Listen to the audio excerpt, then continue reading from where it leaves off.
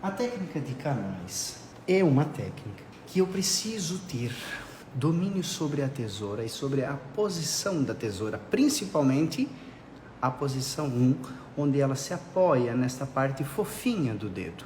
Geralmente eu movimento apenas o polegar para realizá-la. E na técnica de canais, como eu apresento, talvez tu conheça por outro nome, isso não tem problema nenhum. Talvez a familiaridade dos movimentos tu perceba, mas o nome pode alguma outra escola ou profissional, Paulo, isso não tem problema. Vamos entender como se faz, certo? Primeiro lembrar que a tesoura tem velocidades. E eu vou trabalhar do fundo dela até a metade, do fundo dela até a metade, do fundo até a metade, não fechando ela. Se eu trabalhar da metade até a ponta, velocidade rápida, eu vou criar separações maiores. Se eu trabalhar do fundo até a metade, eu consigo ter um efeito quase de navalhado, mais sutil, mais controlado, mais leve. O movimento que eu vou usar para alguns cabelos em camadas, que são escovados, é mais fluido e contínuo. Quando este cabelo em camadas é cacheado, muitas vezes eu faço um movimento mais brusco, porque cabelos em camadas, quando cacheados, eu não gosto de afinar demais as pontas. Eu gosto de dar personalidade ao corte, entendendo aonde cada cliente tem mais cabelo. E geralmente as pessoas têm menos cabelo nessa linha de contorno, mais cabelo nesta porção, menos cabelo nesta porção, menos cabelo nesta porção e mais cabelo aqui.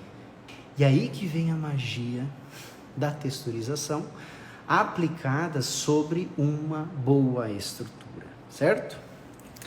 O que eu preciso recordar é que num primeiro momento eu preciso respeitar a direção, ou seja, aqui o cabelo está do curto ao longo, inclinado para trás. Eu preciso respeitar o contorno, a direção do corte, criando movimentos que respeitem a técnica de camadas. Neste caso aqui, uma camada do curto ao longo, que eu chamo de técnica oval, ou seja, projetado para frente, crescerá para trás, ativando a textura em diagonal para trás.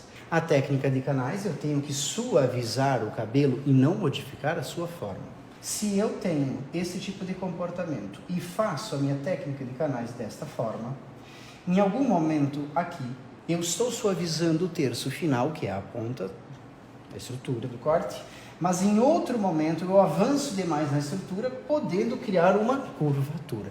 Tecnicamente é possível, mas eu tenho que saber se é isso realmente que eu quero. Não posso ter surpresas na textura, eu tenho que ter ela consciente. Então o meu principal objetivo é criar pequenas ranhuras de movimento e leveza e encaixe em cada porção. A técnica de canais geralmente é utilizada ou em divisões horizontais ou inclinada para trás, aonde cada porção é cuidadosamente penteada, posicionada com uma leve elevação em relação ao seu caimento e percebido o quanto ela me pede para que eu faça a textura. Uma pessoa de verdade tem muito pouco cabelo nesta porção. Então, se eu pego esse cabelo na minha mão e ele está afinado e não me pede texturização, eu não faço. Talvez o próximo comece a me mostrar alguns acúmulos de fios, onde aqui em cima tenho mais, aqui tenho menos, aqui tenho mais. A textura fará amizade entre as partes. Uma casa bem construída torna-se aconchegante. E a cara do dono, do proprietário, da proprietária, quando bem decorada. Decorada ao gosto de quem vai usar o cabelo. Solucionando questões que a cliente reclama. A minha franja eu jogo lá para trás, ela cai para frente pesada. Eu fiz uma vez camada, ficou muito alto aqui, fiquei com a ponta fina. Nós temos que entender como solucionar a estrutura e depois dar personalidade à estrutura. Se eu tiver uma camada, olha como é bacana, a técnica de camada, certo?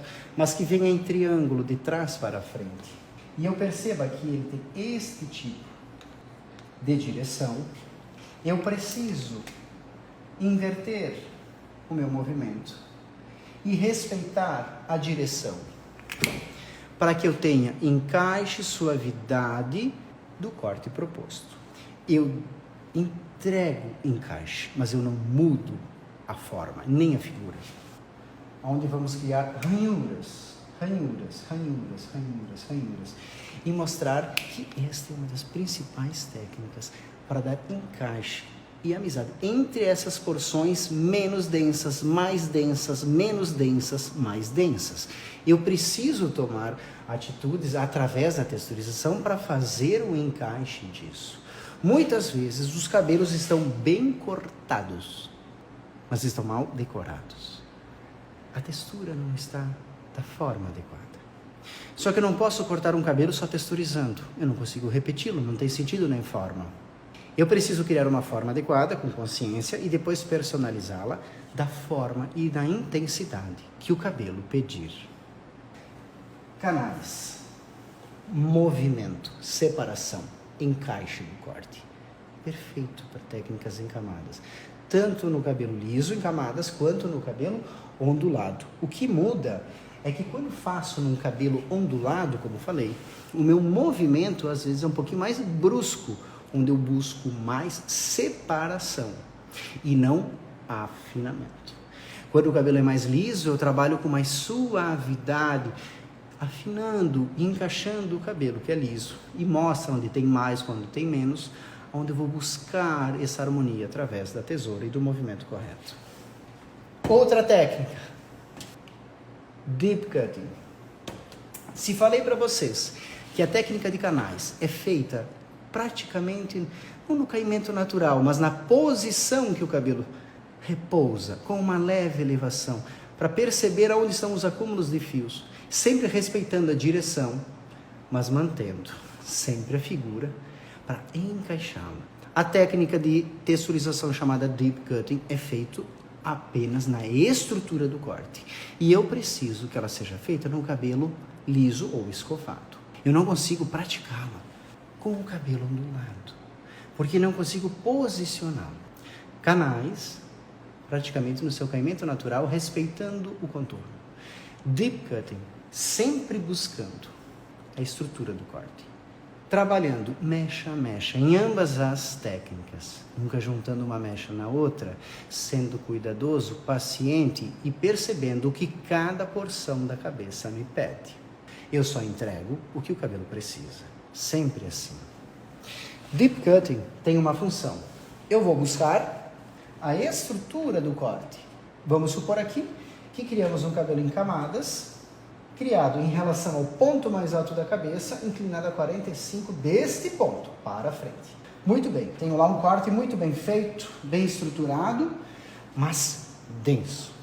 Se eu vou aplicar deep cutting, o cabelo estará escovado ou já é liso. Qual a função do deep cutting?